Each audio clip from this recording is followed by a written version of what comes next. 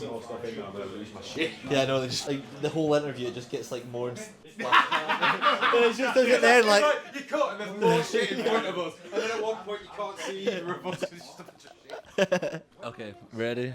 Ready. For anybody that doesn't know you, who are you? Is like, what do you do? So I'm Mike, I'm the vocalist and the bassist. I'm Curtis and I'm the drummer. And there's one missing right now. Yeah, Russo's missing. He's a guitarist and he's going to be our new lead vocalist. Does he know that? He's there. Oh, he's here. Oh, hello! What's going on? Don't get in the shot! I knew this would happen! Oh my god, do we have to restart everything again? No, that's fine. Do you want to come in? Do you want to come in? Maybe. Right, you go that side. No, sorted. Jesus Christ! Sorted.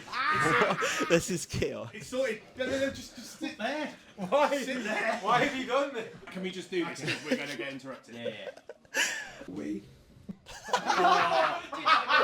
That's staying in. That's staying in. We Are hospital radio. and This is showing up in conversation.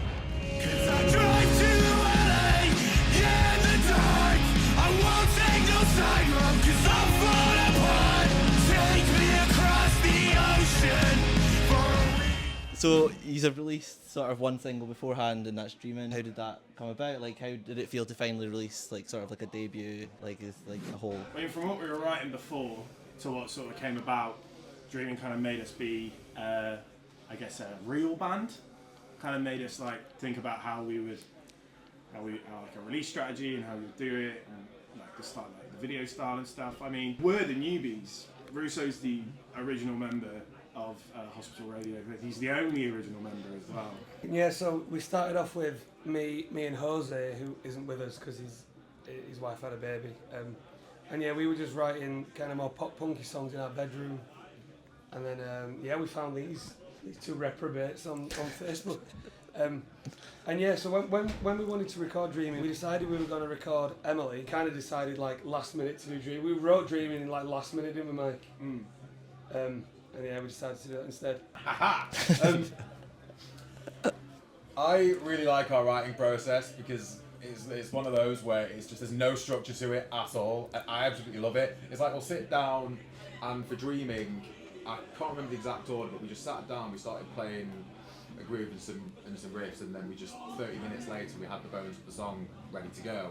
And I just kind of like the way that we don't try and think too much about it in the beginning. We just kind of let the session take us wherever it does, and then we kind of, go wild on it. And I just think it's a really fun way to write songs. Last point on it really, but it was really funny hearing it from being on two acoustic guitars and you tapping on my sofa. It's quite a different sound. It now being like a Literally. like a I don't know, like a sort of like Midwesty, probably more emo than Midwest really, but it, like a real like little bop really. That's about it. Yeah. I mean, like the guitar lead line is literally ripped straight off Pallet Town by Free Throw. It's like the inverse of it. So. I mean, it's a good song to rip something yeah. from. Do you like classify most of your stuff, or like the stuff you're writing, or yourselves, I guess, is like more Midwest emo-y, or is it more just all? Well, this is going to sound a bit funny, but I was an indie kid for so long. You said Oasis earlier, so I guess that. Oasis has and always will be like one of the most important bands in the world ever. And if you disagree, you're wrong. Anyway. Lad, we're in Manchester. That's like them all. I'll do it. Otherwise, I'll kick you out. Russo being extremely Midwesty in how he comes up with guitar parts. And I sometimes like to bring in bits that I've inspired from indie and a bit more like pop punk and sometimes like slightly alt rocky. And then Mike is very hardcore in his background. So it's like we all kind of bring different bits to it, but then we'll go over it and then be like, it needs to be a bit more Midwesty. Okay. I think that Hot Mulligan put it really well with being like post-emo. So like, I don't think we really, like, because Midwest, everyone thinks American football. You listen to our songs, we're not American football. Yeah. We love them, but they're not. So I think that like, we're kind of like in that, like, what are we, sixth wave? So seventh wave emo, something like that. I don't know if there are any emo law fans or anything. I mean, yeah, I think like when we first started, I was really obsessed with like making it purely Midwest. But as kind of like the writing process went on, and in the past kind of year or so, I've kind of realised that like fuck genres, fuck waves, we're kind of us, aren't we? Really, and I think I struggled with that in the past, but now that we start gigging and stuff, I'm like we out us, and I'll put loads of Midwest guitars in it, but then we'll put a breakdown in almost every song, and then you'll make it kind of hardcore, and then you'll put your indie stuff. So like we're a bit of everything, but I think the guitars make it very Midwest. Midwest adjacent. Yeah, that's a good way of saying it. Hospital Radio Midwest edition. Yeah. I don't around it. We'll get that on the next t-shirt. Yeah. Well, like I guess sort of talking about where this is going and showing up is about grassroots and everything, and essentially like Manchester, the sort of alt emo like whole scene is massive, but there's like certain bands who are like all Midwest and there's also like sort of like Midwest adjacent. How do you feel like sort of the scene's developed, and has it been hard to sort of try and carve out something like within the scene that's like maybe didn't exist? Do you want to know what saved us? A group chat. So we were looking for gigs, we were thinking about gigs. We got a lad on to kind of help us, who kind of help us sort of take some direction. But I will put £1,000 on the fact that we would not have nearly as many gigs as we do have now because of a group chat set up, which has got When Suddenly In, Snorkeling, Ugly Jumper, Talk Like You Know, like some really cool bands. Gambling with Dogs as well. Sick, yeah. The Boys. The Dogs. Like I would say that that's been our kind of way into the scene. Like because it's kind of almost been like people obviously like promoters are putting on shows, but like it's really rare to find a lineup where it's not like at least 3 members of that group chat, like 3 bands from that group chat. So I would say that it's definitely a thing. I mean, shout out to people like True Alt, who they kind of wanted to have an alternative night, and then it just turned into a Midwest emo night because we wanted to play it, and then we recommended like Snorkeling and Gambling with Dogs and When Suddenly, and I think we've all played it now. And they're literally gone from doing an alt night to a Midwest night. So, yeah, it's people like that who are putting us on, and there is a big kind of underground Midwest scene in Manchester. So I think we kind of fit into it quite well, really. I think you mean Northwest, you know. Yeah, carving it out. Midwest out, Northwest But the funny thing is though, is that like, because I'm born and raised in Manchester, and I went to uni here as well, purely because the music scene was just so big, especially pre-COVID as well. It was being in an indie band in uni, which I was. It wasn't hard to get gigs at all, but it makes it harder to stand out because the scene is massive, but it's very saturated. It's very old as well, very well established.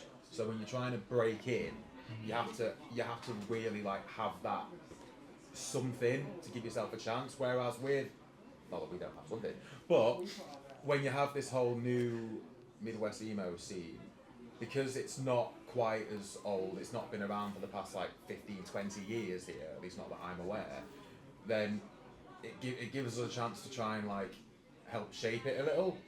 Whereas whereas we wouldn't have had that chance otherwise. Well, like tonight we played with, well, you wouldn't call them legacy bands because they're not like, you know, I mean, Latchkey Kids are post-COVID, and sort of bands that have been around for longer and sort of seen a scene grow is like a real pleasure. And I think like what you said about indie bands, Curtis, I mean like how many open mics have we been to where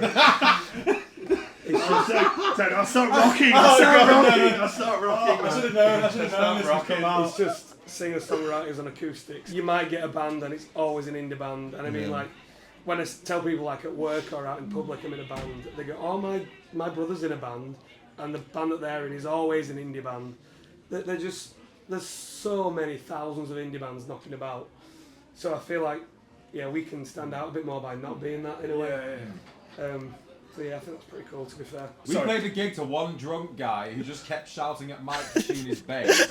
He was like, and then at one one point I was just like, tune the bed, and then he just keeps going, it's so good, guys, it's so good, to the point that we called a song that. Curtis, he wasn't saying that's so good to us. He was During our set, He was saying he was- so he wasn't good even to that saying Irish to band us. we were playing with. Yeah, we played for an Irish band called No Matrix, and during our set he was just shouting at you to tune the bass. Yeah. And during No Matrix's set he was going, that's so good, guys, it's so good. Well, that's kind of our brain, sorry. This is such a side thing. So willne is like my favourite YouTuber ever, right? And like, Got stories. I've seen this. No, I can't. But I literally. So, I followed willne for God, since he did the Blackpool. Yeah, videos, the BGM, videos about, yeah. like, is it Little T? Little all T, those. And I Afghan remember- Dan. And I followed. And watch those of his videos. Like the guy who collaborates with James Marriott, writes amazing songs, like really heartfelt, really cool stuff. And I love willne. He just seems really approachable. Like, you know, do all that. I'm 30, man. I watch YouTube. I'm really weird. And he posted a thing about like, you know, win this Nintendo Switch, win this Charizard, like first edition Holo Charizard, and a Labubu, and I won. And that's it. That's the extent of the story. If anyone wants a Labubu, I was gonna say, where is it? anyone can have it. You're not repping it. I thought you'd be repping it. I'm not. Was it an opened one or was it an unopened? Unopened. Unopened. Well, didn't he kind of send you a fake Switch anyway? Oh, You might have to cut that. Cut. Stop it, or we're going to get sued by Shenmue. I think it was a Hong Kong edition. Oh. That's what I'll say. It was definitely a Hong Kong edition because it said Hong Kong on the box. Was it called like a Nintendo Twitch? A Nintendo Swap. I mean, there goes the short form beta. No, We're it's just like- gonna like cancel long willne in tenure. the making. Me winning that got me back into collecting Pokemon again. Sick. 30. I'm sad. No. But yeah, it got me back into doing that. So yeah. I just seen that. I was like, this is so fucking funny because it was like everybody who entered that. I was like, what is the fucking chance that you win that? And it's the Labubu as well. Please watch this. Please, I love you. I think you're amazing. So you have just released Ellie. Again, sort of similar to Dreamin'. Like, what was the concept and like idea behind it to like the releasing of it? Is it like something that's like maybe like a wider project coming up, like an EP or an album, or is it just like a standalone and you're unsure of what to do yet? I love reality TV. I think it's one of the best things in the world. I think it's full of very interesting people, some horrible people, but very interesting people. And it's completely written around the fact that I was blisteringly hungover watching Vanderpump Rules with Lisa Vanderpump, who, you know, is an absolute queen. And and it's written purely around places in LA. And it's written about sort of having sort of anxiety coming into the idea. So the blanket theme was, let's write about LA, and then, oh, hang on, I've got a lot of anxiety on this hangover, so I wrote about issues. So my dad passed, so I wrote about that. You know, things about sort of, I had a lot of fear about my relationships falling apart, like, you know, friends and, you know, like friends and romantic, like things like that. So it's all written based around hyper anxiety and hangovers and Lisa Vanderpump. Great mix. Yeah. I think like with LA, like you can assume that it's just about LA and driving to LA, but it's actually not at all, is it really? It's about what Mike said, being really anxious about things that have happened to you in your past, and that's emo as fuck, to be fair. It is the first song we purposely writ for a 3-piece, because Dreaming was writ for a 4-piece. Yeah, it's probably worth saying that Yeah. like the reason the Dreaming guitars are so chuggy is because we had a guitarist who was going to play rhythm, who was a pop punk rhythm guitarist, and we wrote that with him in mind. Didn't we? And then because he's not around with us anymore, we decided to write kind of the guitars for just me. And yeah, I know some songs we sit down as a band and write it, but this one was like Mike brought it to us basically finished. It was a long time, because I think I played you that chorus about 4 times. I like from like Yeah. October last year, maybe. Like, it's been a long time coming, but it came together quickly once we dropped the capo. Yeah, it was quite high, isn't it? Not to mention that when we actually did recording, as far as the drums went, I'd recorded most of the drums, and then Russo and Michael were like, okay, we've got a new bit that we want you to put in at the end. And I'm just like, you got to be fucking kidding me. So no, that song went through a few iterations, but I just really love playing it. It's really like, I don't feel sad when I play that song, or even when I think about the subject matter, because I just find so much joy playing it. And for what we want to do next, I really want to get an EP out. I've been banging on and on about it for ages. And I really hope that we get 4 or 5 songs out, put an EP together, and just be like, hey guys, we're Hospital Radio, we're all really weird, but I think we write decent music, have a listen, and you'll just kind of get a bit of a good idea about what we're like as a band, and maybe a little bit about what we're like as people, just by listening to it. And also by coming to all the gigs, you better come to the gigs. I mean, like, on the topic matter of LA, showing up behind the name of it is I'd struggle and really struggled with my mental health and was on medication and like lows to the lows, and it was something that coming out of it on the other side, and there's such a stigma of like hustle, grind set sort of social media stuff. Rustlers. Really, yeah, that's good. So the whole point of showing up was to sort of take that, show up every day no matter what, like even if it's a little bit, to like build something and like build yourself back up and create something and like reclaim that sort of phrase and thing. What like does showing up mean like for you? I think we've probably all kind of, me especially with the band, about showing up for the band. I think I've struggled with it. Oh good god, the house music and stuff. I think I've really struggled with that in the past, with like showing up for the band. But I would say that now it's much more for a point that we've built, more so than a band. We've built a relationship between the three of us first, I think, and then the band kind of came second, and it became so much easier to show up, so much easier to be a part of something, and something I believed in. So, and I still believe it. Being able to be open with them and just be like, look, I'm coming today, I'm struggling, but like I write the lyrics, so with the guys' help and stuff, like they always chuck ideas in his class, and the showing up is being able to, I think, sing them without crying. I mean, Mike, you say that we help with the lyrics, but they're all yours, no? I might change like one word very occasionally. Showing up, we show up as a team, man. Like, and we've said this before, I'm really good at like editing a song and putting different bits in it and like changing bits and adding breakdowns and bits, but I can't sit down and write a song start to finish, and I can't write lyrics, and I can't write a melody, but Mike can. So then Mike will do that, you'll write the whole song, and then I'll do what I can do best and change it around, and Curtis will put the drums in, so like structure and stuff, yeah. Like we really rely on each other for that. 100%. It's not like it's one person writing all the songs and then the other two don't have a say. Like we all bring our bits together and we're just there for each other. I mean, like we've all turned up to practice feeling like shit, haven't we?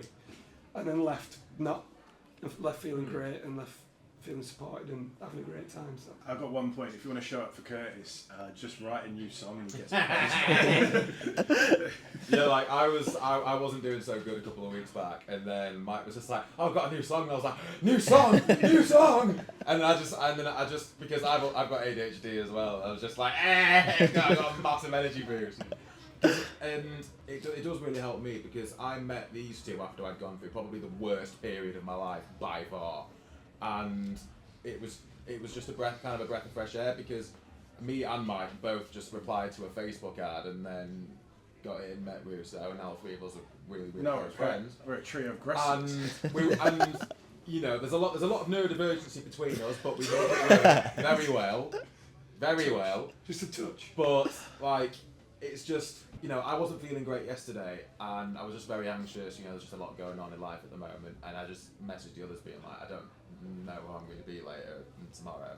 And they were just like, oh, well, you know, mate, we're here for you, and we'll talk about it. Mike gave me a bit of a ring, Russo messaged me, and just like, you know, and I try and do the same for them as well. And it's just the thing with like, if one of us isn't doing great, or God forbid, two of us aren't doing great, you know, we'll push ourselves, we'll try and step up as best we can. And like Mike said, you know, there might be some practices or even gigs where, you know, I'm a little bit pissy or I might not be feeling great, but I'll rarely ever leave any worse than when I showed up. And 9 out of 10 times I'll feel better at the end of it. And I like to think it's the same for these two as well, because it's just, you know, we make each other laugh, we fuck about, and if Mike's got a new song, even better.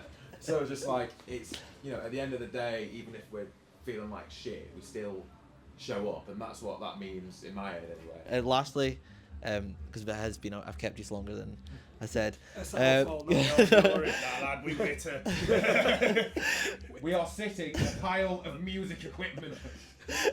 It's so bad. Like it's so cool. So bad, guys. It's so bad. So bad. This is really bad. You should just see it behind the scenes. It's just Yeah, it's a mess. we're stuck in here. I need space. So lastly, who are the upcoming artists in the scene, or just that you really like worldwide, that are like smaller, and who you're like finger fucking sick and doing bits? So like my favourite, like, so I need to shout him out again because discovered him today. I think his name's Mike as well. The Latchkey Kids, class, sounds huge, amazing. When suddenly, even if they weren't our boys, like, just really, really good emo music. Like, Listen to Shrek Money. It's new and it's on Spotify. Shrek Money! It's amazing. and then I say for a little bit bigger, like I'll do two a bit bigger. Beauty School, been ripping pawn shop jewels over and over, and then a bigger again, Arm's Length. I think they're one for us that will always be there. They need a bigger UK. I think fan never base. before seen, never before found. Yeah. Basically made us like dreaming, really, didn't it? So, Everything. Yeah. Yeah, everything. Well, they're coming here next year, right? I'm going. Yeah, I'm going as We well. are yeah. all going. You stole my two answers, Mike. We saw a really cool band last night. 'Cause Mike played a gig with Snorkeling as the bassist. We Should saw- shout out Snorkeling as well. Snorkeling are Yeah, I mean, sick. Snorkeling are fucking sick, and Gambling with Dogs as well. But we hadn't seen Ugly Jumper before. Oh yeah, yeah. And yeah, they were just unbelievable. I mean, if I could be a guitarist in the scene, I would be their. I didn't catch his name. Their lead guitarist. He's the fucking guy who plays the unbelievable. Reverend. Yeah, he's unbelievable. He was But really yeah, good. worldwide, Ben Quad. I think Ben Quad are coming up, but they're really I've been good. listening to a lot of Ben Quad. They've released their new album, and I really like it. I've listened to it a lot. Yeah, Ben Quad are cool, man. Saturdays at Your Place. Yeah, those Just released an artists. album there, quite big, and What's that Russian band? oh, Birdbone. No one will have heard of Birdbone. I fucking love Birdbone. Check out Birdboard. I'm gonna listen to them. Listen to Birdbone, mate. They sing in Russian, but it's sad. That's sick. man. I haven't heard you mention The- these. I've played them No, before. no, no, Birdbone. Yeah, Birdbone, man. Fuck. That's a good one. I would have thought of that. Thanks, Mike. I quickly. I don't know, man. I'm on the spot. I was going to say Ben He Quad. listens to indie. He doesn't know. Oasis. I'm not quite as fanatical as these two, so. And besides, Muso stole mine anyway. I'm Well, gonna say Ben Quad. check out Hospital Radio. There you go. That's Check yours. out LA. Would have been released by now. It's our best song yet. And by the way, shout out Mike Gardner for doing our video. For it's absolutely days, smashed it. days. Available on all streaming platforms and hopefully in your local coffee shops. Please do enjoy. Thank you very much, mate. No, thank you so Yeah, much. thank you. Thank you. Thanks, mate.